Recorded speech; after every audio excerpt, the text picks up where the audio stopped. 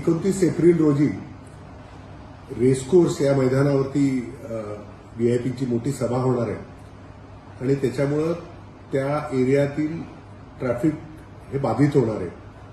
सर्व वाहन चालकांना आणि पुण्यातील सर्व नागरिकांना जे कोणी या रस्त्याचा पुण्याच्या रस्त्याचा वापर करतात या सगळ्यांना मी असं आवाहन करू इच्छितो की साधारण दुपारी 3 वाजल्यापासून रेसकोर्स आणि त्याच्या आसपासच्या परिसरातून जाणं टाळावं। तुम्हाला आवश्यकच असेल तर पर्यायी रस्ते हे वाहतूक शाखेनं आपल्याला दिलेले आहेत, त्याचा आपण वापर करू शकता।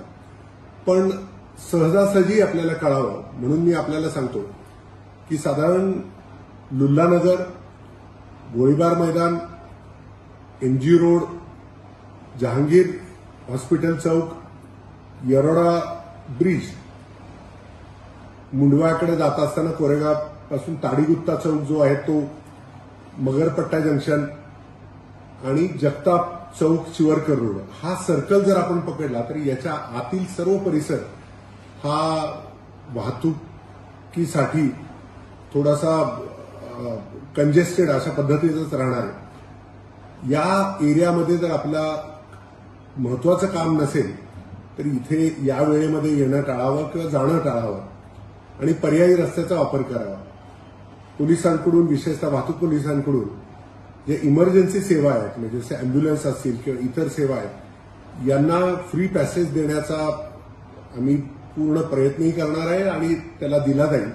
परंतु नागरिकांना मात्र जर त्यांनी हा एरिया टाळला तर निश्चितच त्यांनाही त्याचा फायदा होईल आणि मग तिथे येऊन कंजेशनमध्ये अडकल्यामुळे तुमचा तोट्याबरोबर कंजेशन वाढल्यामुळे इतरांना सुद्धा त्रास होऊ शकतो। मी आपणास विनंती करतो की साधारण 3 वाजल्यापासून ते रात्री 8 वाजेपर्यंत हा एरिया बाधित राहणार आहे। त्याच्यानंतर हळूहळू तिथलं ट्रॅफिक कंजेशन लेवल कमी व्हायला लागेल।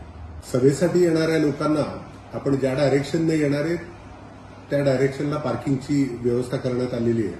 हे जर आपण सोलापूर, बारामती अथवा नगर साईडने येणार असेल तर आपण मगरपट्टा जंक्शन पासून पुढे सभेकडे येणार आहे।